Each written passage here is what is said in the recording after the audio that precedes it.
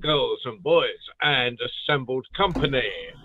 And if there's any girls and boys listening in the UK who should have been in bed hours ago, even if it is the holidays, and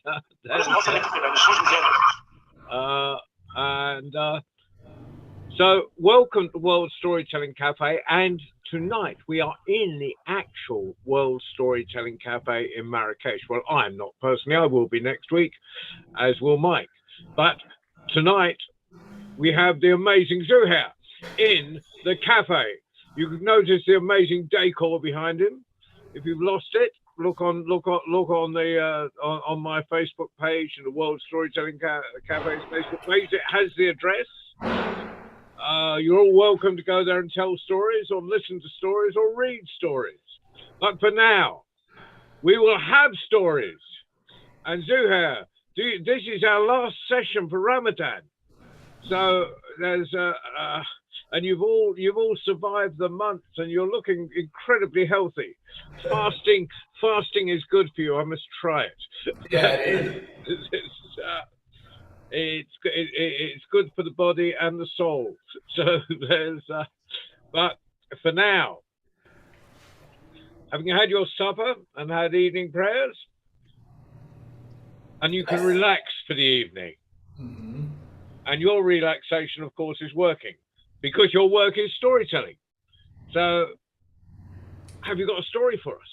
Of course, I mean, as the last session, it's not only one story, it's more than one. So we will see how time will serve us. All right, so for the last time, I guess I would love to wish everyone happy Ramadan and wish Mike and John a safe trip here in Marrakesh. And yeah, let's go to storytelling.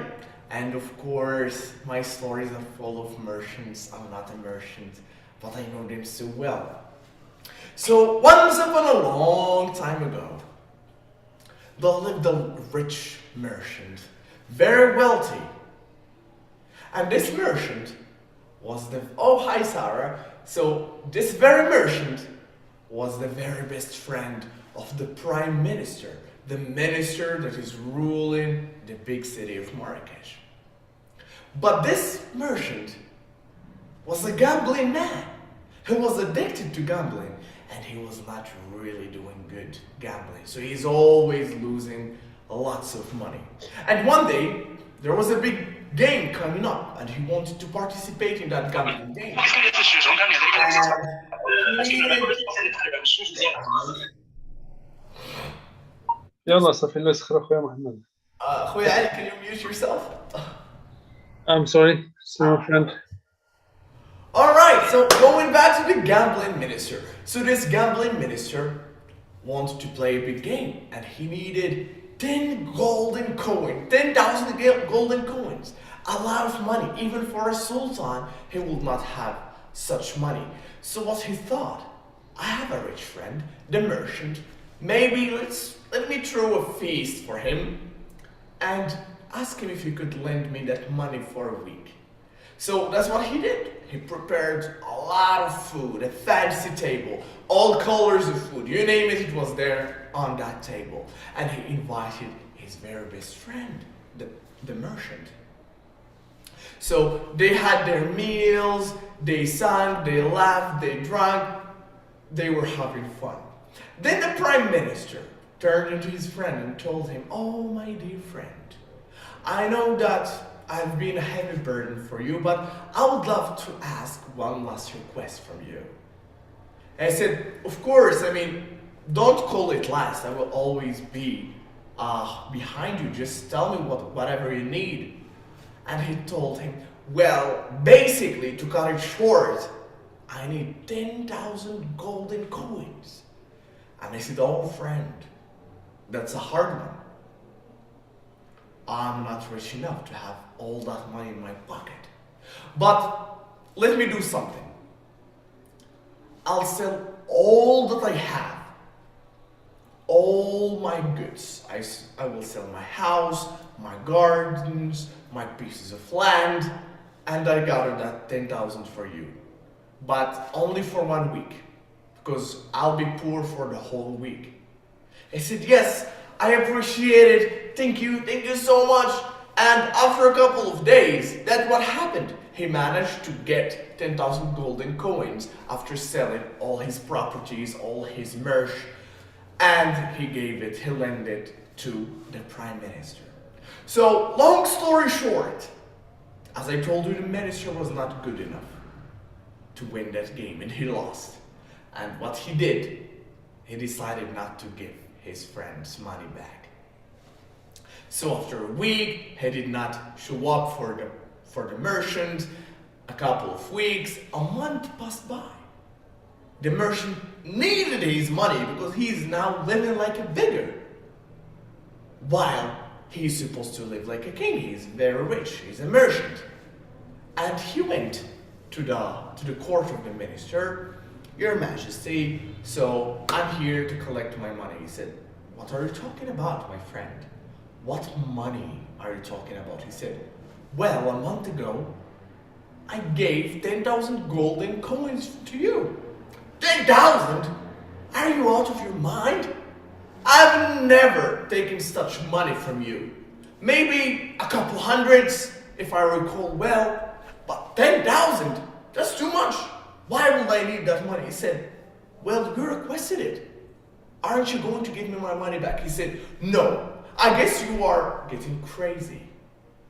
And you just want to scam me and coming to me and telling me that,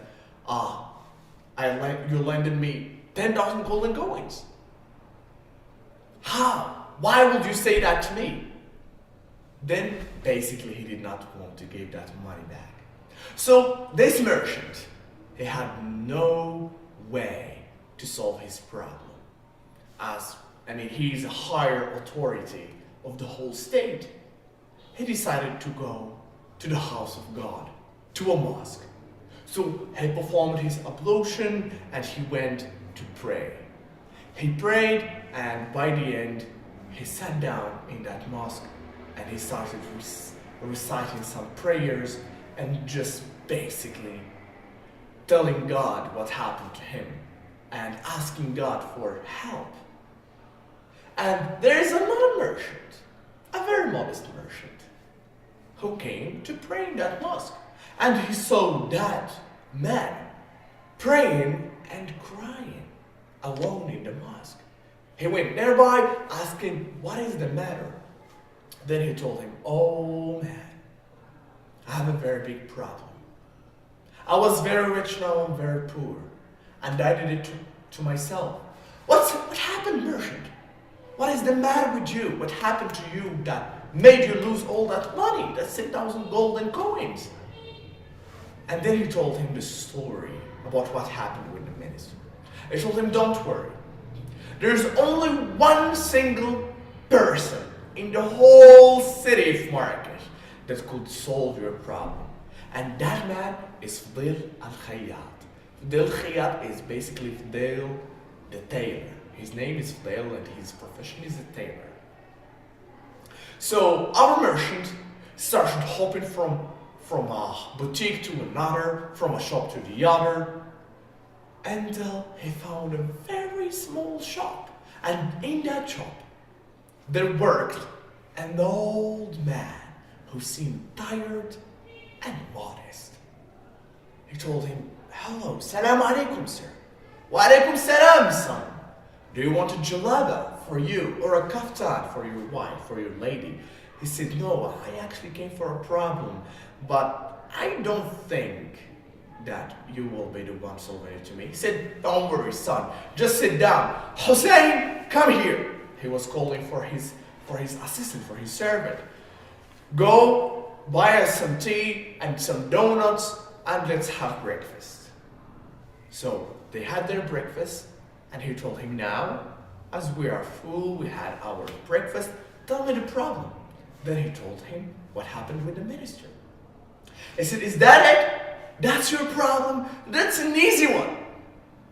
Okay, you sit here for 1 hour and your money will be back. Then he called for his servant and he told him, I want you right now to go to the minister's court and tell him that Fidel Khayyat, Fidel the tailor, is telling you if you don't give that 10,000 golden coins back, he will call for prayer. He will go to the mosque and call people to come and pray. Then he was surprised, that merchant, shocked. Is that the solution he was talking about? How is that going to solve my problem?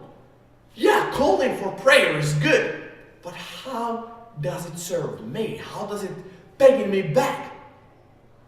And after an hour, he noticed something, a big convoy, and in the forward of that convoy, there was the Prime Minister running and falling, standing up and running again towards Zouhair. And he went and he talked to the merchant. Oh, my friend, why did you come to Zouhair? I was just playing a game with you. I was just tricking you. But I will give you your money back. Why do you think I'm stealing your money away? Here is your money. Here is 10 golden coins for you. 10,000 golden coins. He was surprised, shocked. He had his money. Big boxes full of golden coins. And then the tailor told him, now you have your money, off you go. And the whole week, the only thing that merchant thought about is, what is the matter of that tailor? What's the secret behind calling for the prayer? So eventually he told his wife, this is what happened with that tailor. I could not understand. Why is he so important, and why that minister was scared of him? He was not scared of the judges of the city. He was not scared of the sultan, but he was scared of a very simple, modest, poor, old tailor.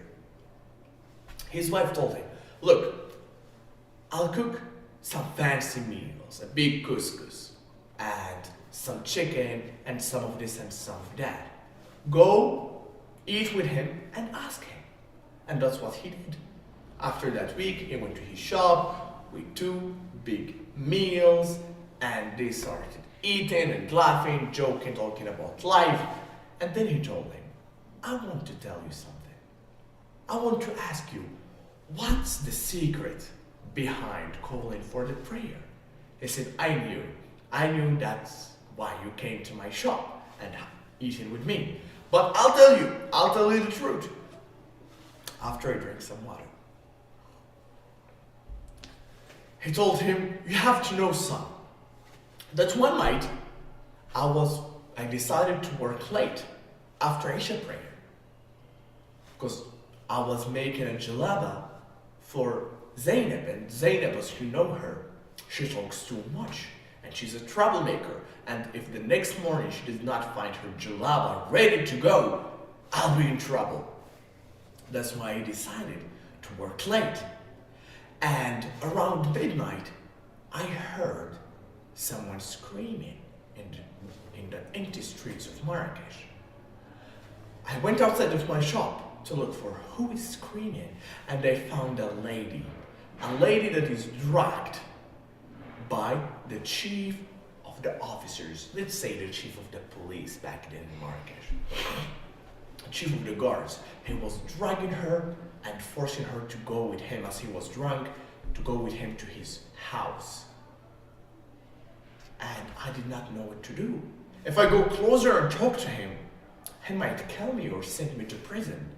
So what I did, I waited for half an hour or an hour, if we could say. Then I went to the mosque to call for the prayer. Maybe he will think that it's dawn, it's the next day, and he will let that woman go to her children. So that's what I did. I went to the mosque and I started calling for the prayer. Allahu Akbar, Allahu Akbar.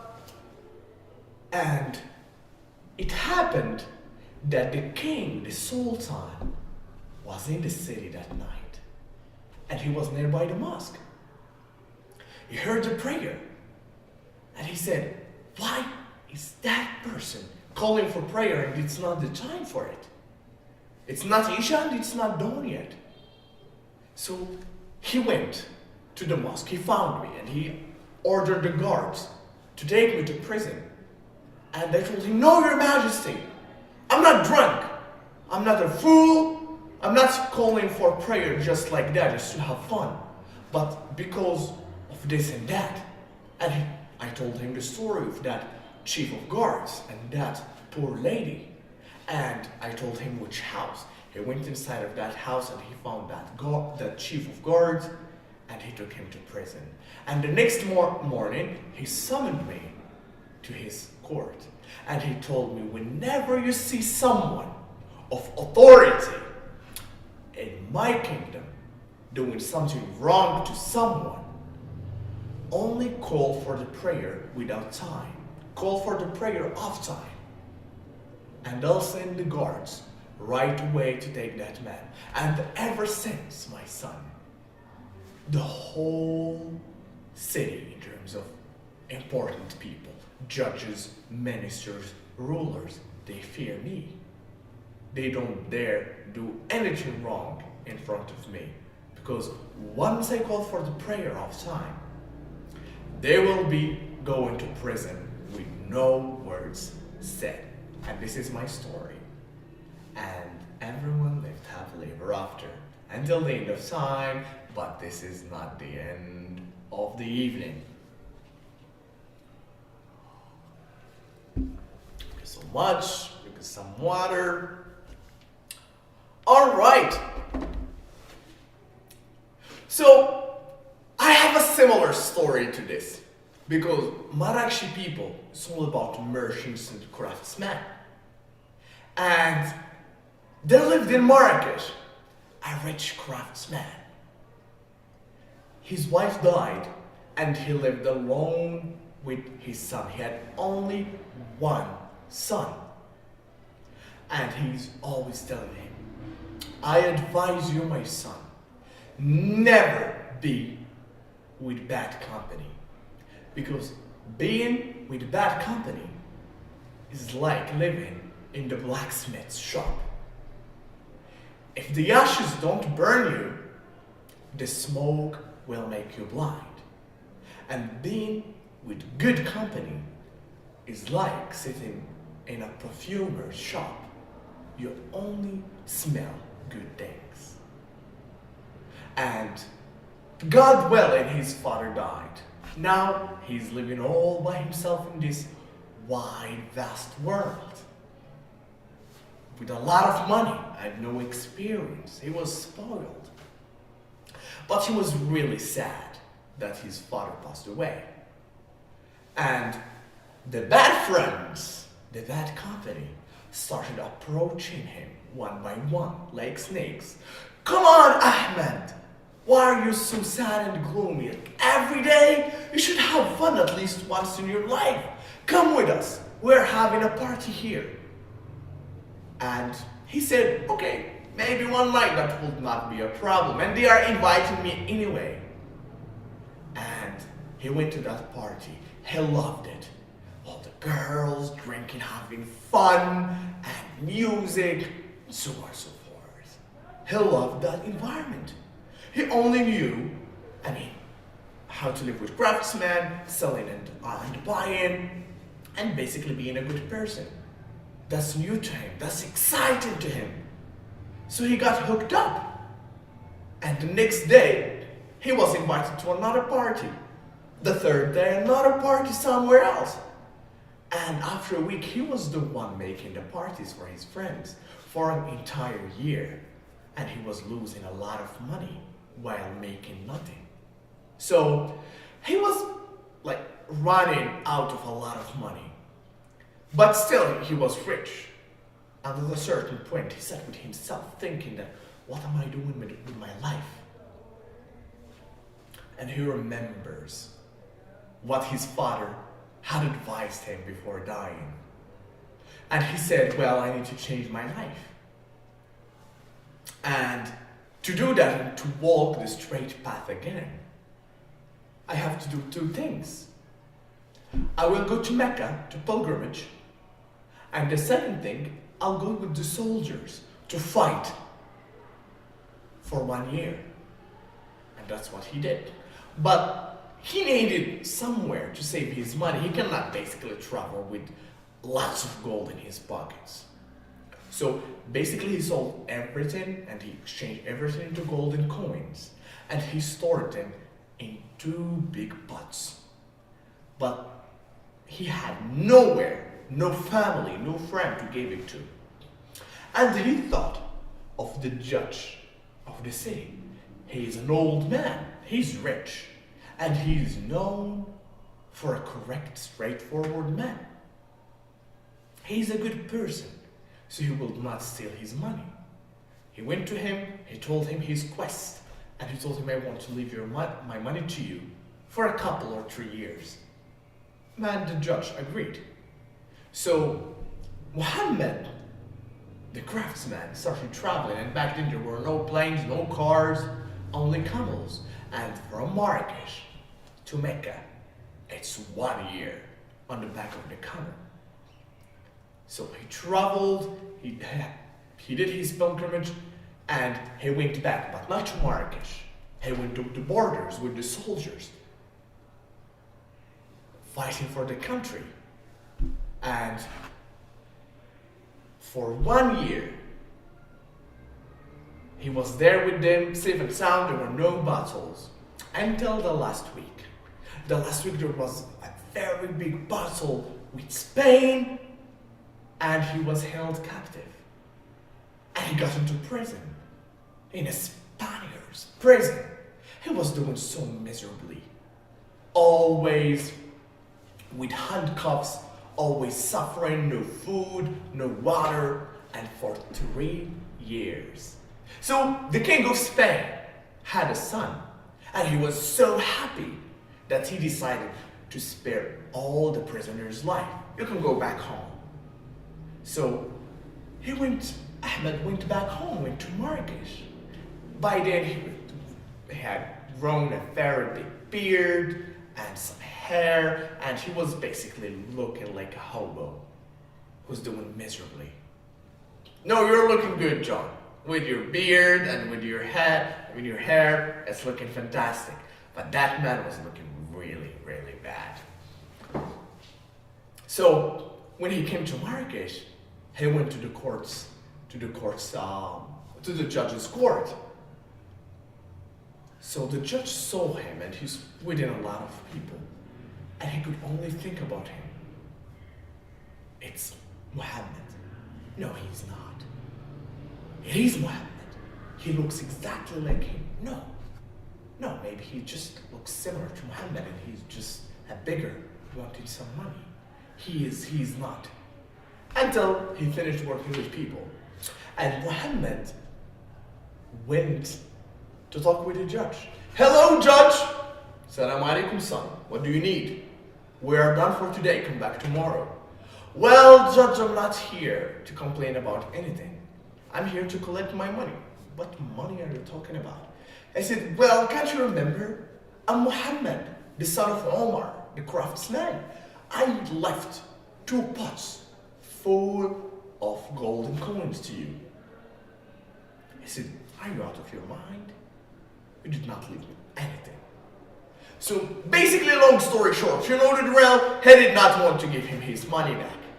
And you know the drill, same thing, he went to the mosque, praying, crying, and there happened to be a man in the city who works as a spy for the Sultan.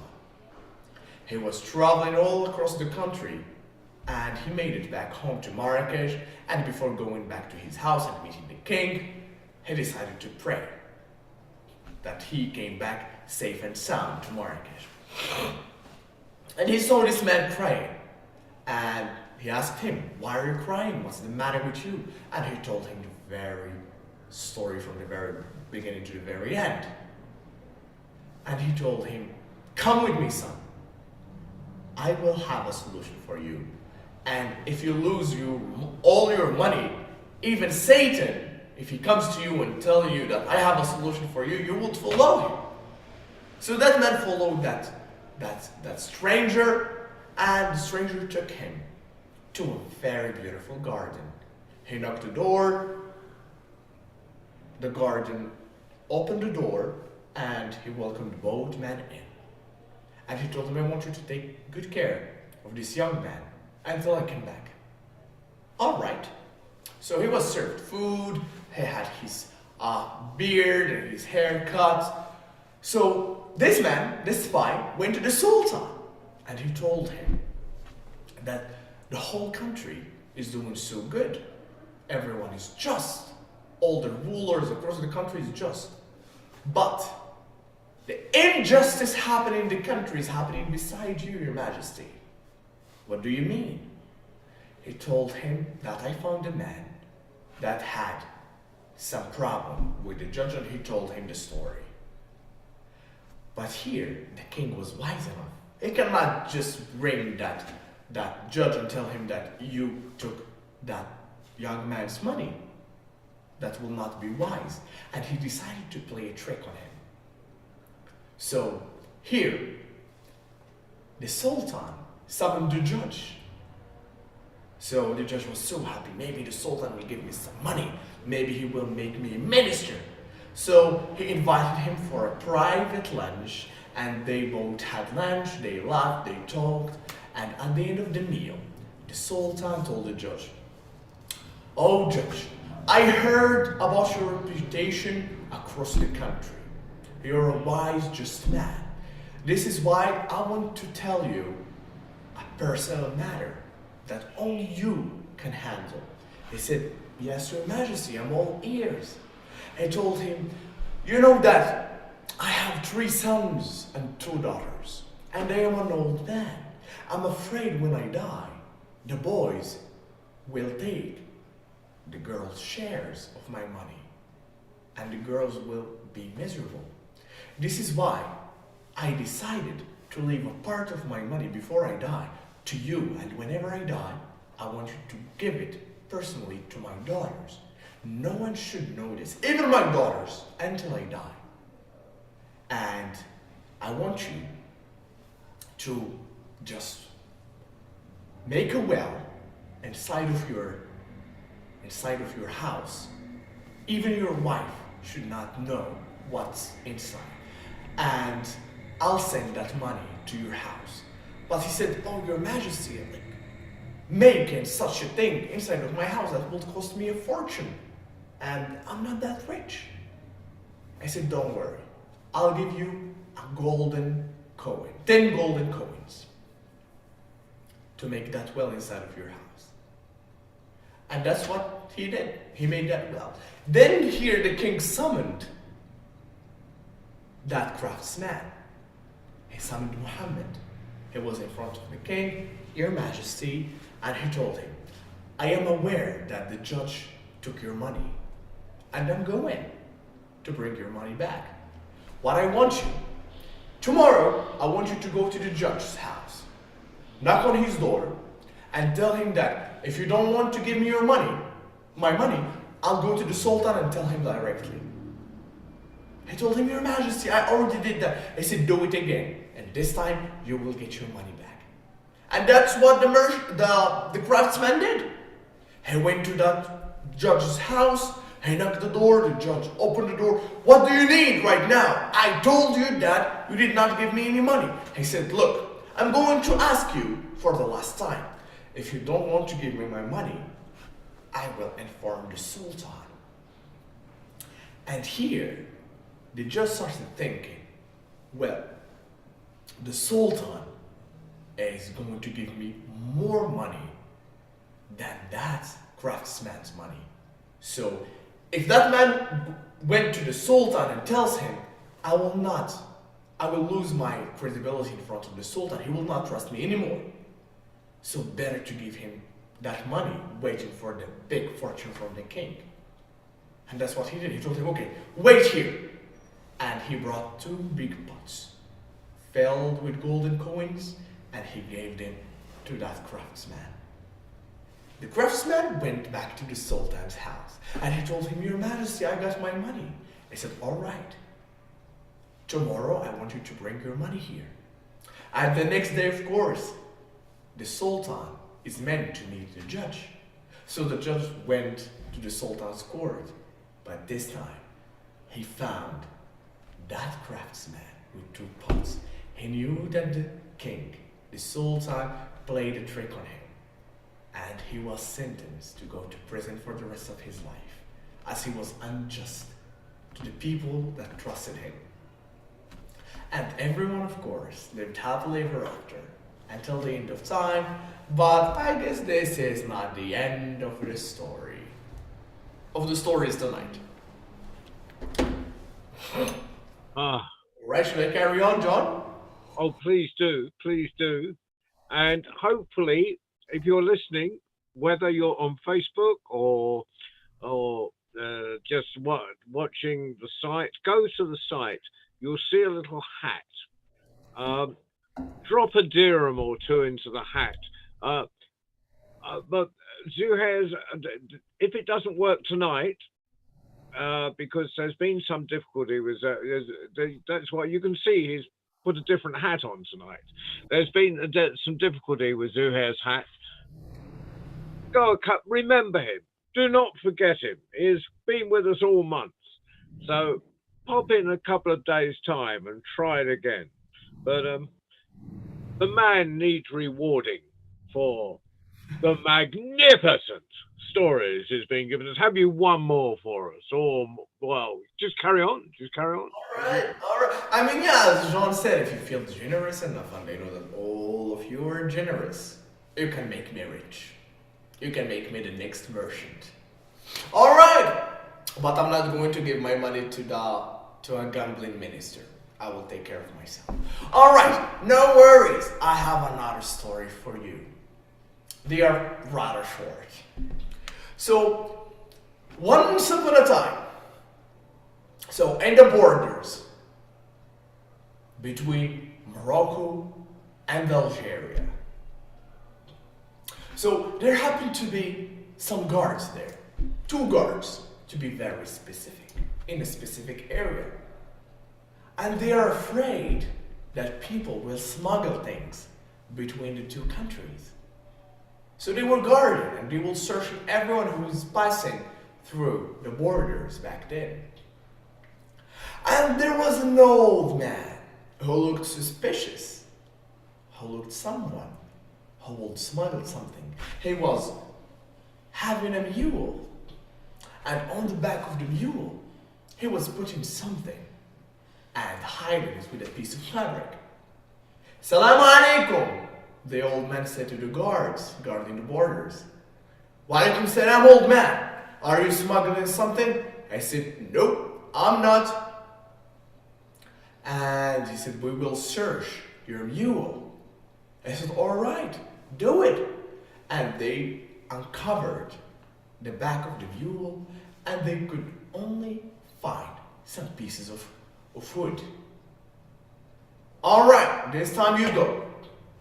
Then he went to Algeria, and the next day he came back with a donkey, not a mule. So he came back, they were afraid that he was carrying something illegal. And they searched him, and they found rocks. All right, so he was suspicious, because every day he's crossing borders. And here, they will search him on Monday, and the next day they will not. Then Wednesday and Thursday they will search him.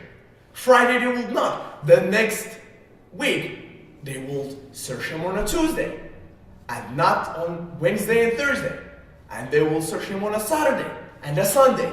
And for a whole year, they pick random days to search that man.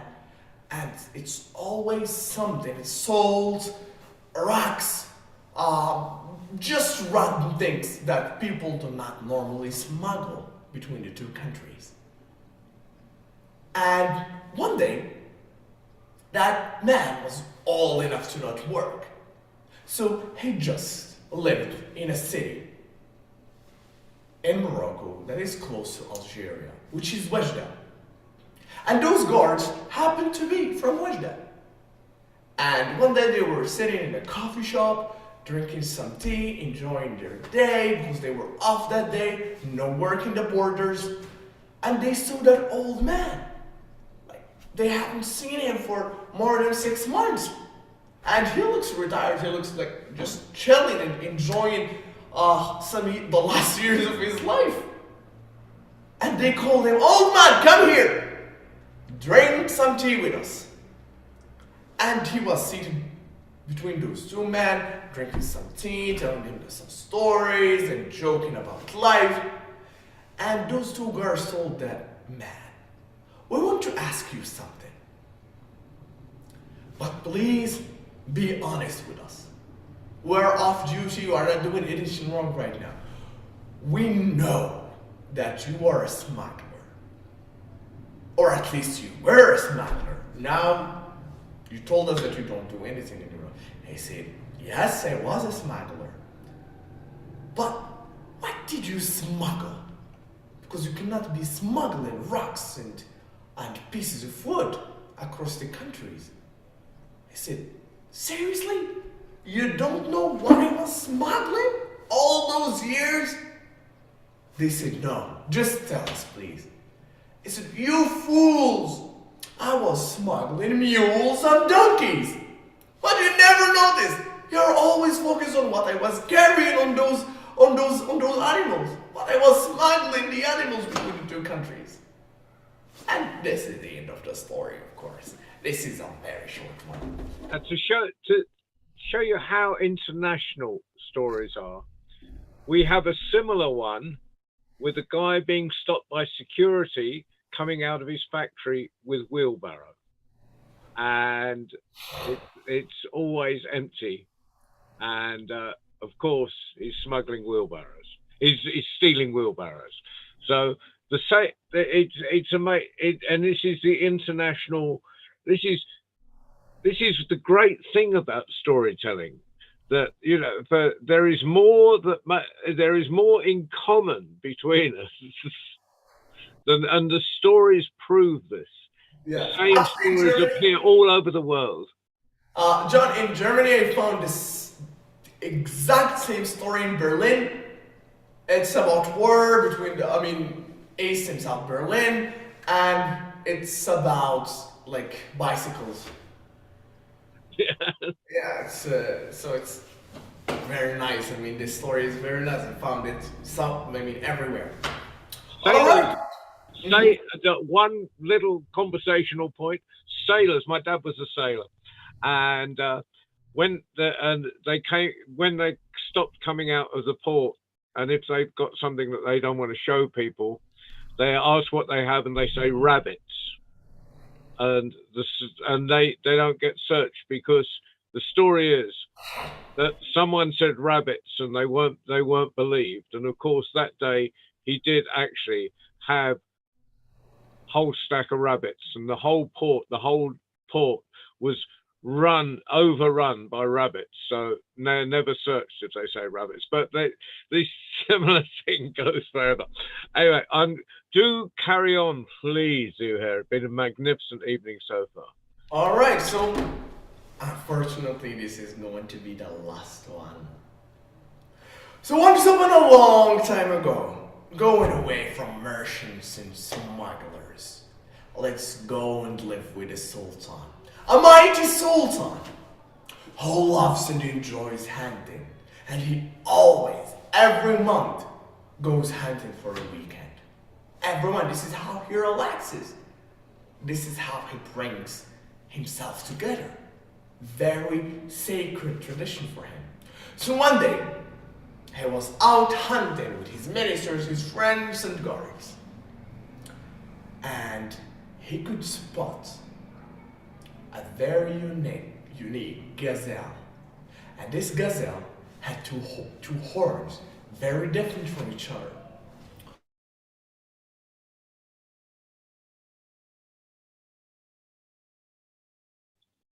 You're frozen. You will be back, I'm sure. Gazelle. So what he did, he ordered all the people that were around him to make a circle around that gazelle, so the gazelle would not run away from them. He really wanted to catch that gazelle from the bottom of his heart. And as everyone surrounded the gazelle was looking for a way out.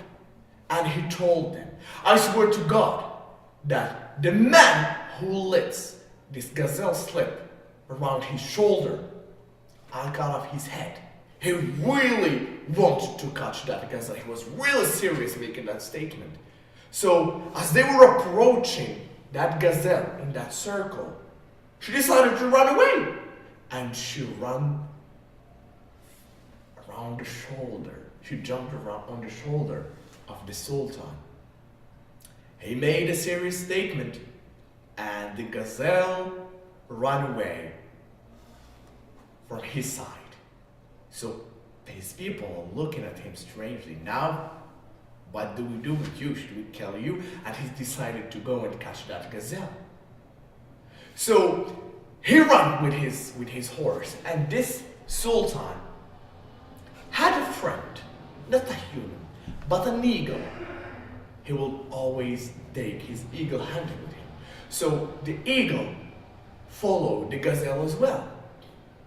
So the gazelle, let's say it was magical gazelle, was running so fast.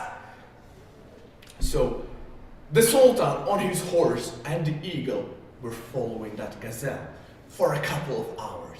The Sultan grew so tired, but the eagle flew very fast, and he made that gazelle blind with his claws.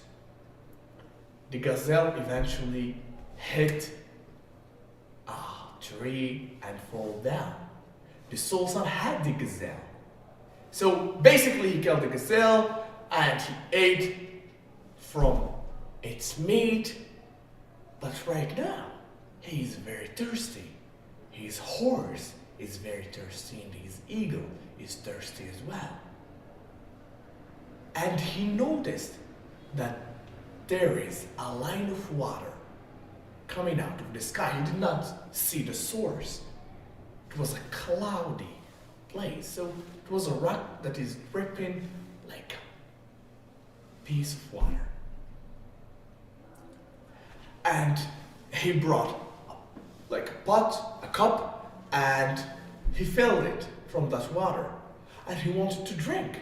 But the eagle was like, and he hit that cup, and it was dripped on the floor.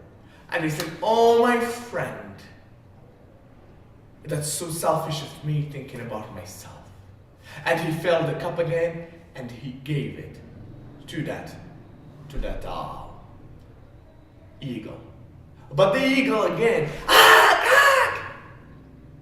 and he made the Sultan drop that cup again. He said, "I know, oh, you are so good, my friend. You want the horse to drink first." He filled it again from that waterfall, and he wanted to give it to the horse. But again, that eagle was, and he hit that cup, made it dropping down. And he said, "Why do you do this? You don't want to drink, you don't want me to drink, and you don't want the horse to drink." He was so mad. He drew his sword and he hit his eagle. And the eagle was like dying on the ground. And he wanted to fill that cup again. And as he was about to drink it, for the last time in his life, the eagle was shouting, and looking at the Sultan. And as the Sultan made eye contact with that eagle, the eagle turned his head towards the source of the water. The Sultan rose his head and he saw that that water was coming out of the mouth of a very big, tremendous, magical, venomous snake on top of the mountain. He dropped that water and he went running towards his eagle. He said, "Oh, my friend, you saved my life for the last time." And he was selfish enough, bad enough as a human and as a sultan to kill you. What am I going to do without you, my friend? And as he was telling him these wise, late words, that eagle passed away. The sultan came back to his palace and he gave authority to his son. He does not want to be a sultan anymore. And he decided to live on a mountain by himself as he killed someone who is dear to him and he's his best friend. And he thought that he is not worthy to live with anyone beside himself, as he was not good enough as a friend. And this is the story of the sad king. Thank you so much, and happy Ramadan again. And this is the end of my story and the session from Marrakesh, from World Storytelling Cafe. Whoa, that was a brilliant set of stories. And every time you tell a story, I think of a parallel one. There's the hunter and the falcon, and who goes out and comes back, and he thinks the dog has saved his baby from the from the robbers, but he's covered in blood, and he kills the dog, his best friend, because he thinks the dog has killed the baby, and then then he finds the baby's alive, etc. There's just that universality of those stories. It's brilliant, brilliant. Well, you've given us a magnificent month of stories this Ramadan. Actually, if you next Tuesday is Eid, and we need to fill Zouhair's table for his Eid celebration. So I'm reliably informed that the hat is working. So we're gonna please fill Zouhair's Eid table. Magnificent. Thank you very much, Zouhair. Thank you, and have a lovely evening, everyone. Thank you, Mike, for being here, and Lucy. Thank you, John. And And happy Ramadan, happy for the rest of the days of Ramadan. And happy Eid for the people I will not see before Eid.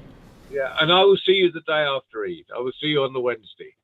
And I don't know when the next stories will be from the cafe. We're going to arrange that next Wednesday, but I do know what's happening here, which is next week, next Tuesday, there will be our young tellers at 5 o'clock UK time, 4 o'clock Moroccan time. Any young teller under the age of 25, actually that's you, but wise beyond your years. Any young teller under the age of 25 is welcome to come and tell on Zoom on next Tuesday at 5 o'clock UK time, 4 o'clock Moroccan time. Then the Baba C will be hosting that because I'll be on an aeroplane. And then there's the Sunday week. That's not this Sunday, but the Sunday after. It will be our worldwide story round again, when everyone is welcome to come and tell a story, and again, in any language. Meanwhile, thank you for joining us out in Facebook land, the virtual world in general, and of course, thank you, Ali, for flying the magic carpet one more time. And thank you, Mike, for providing the magic carpets, and Lucy, of course. And Zouhair. Thank you, Zouhair. Thank you. Thank you John so much. and Ali, thank you. That was Thank you. sorry I Thank joined you. late, but I really enjoyed the last two stories. Fantastic. And we'll swap many stories in the cafe. Right. Ramadan Mubarak. Thank you. Thank you. I should be sitting around the cafe for about 2 weeks. So if anyone wants to sort of kidnap me for a story, that will be after next Tuesday. I will be in the cafe, and just switch on the tap. There's a few stories in there, in the hat. Right. Good night, everyone. Good night. Safe travels, John. Thank you, Zouhair. Thank you. And Thank you, Zouhair. Thank you. Thank you, Ali. Thank you. Bye. Ali, you can look after your guests now. Bye.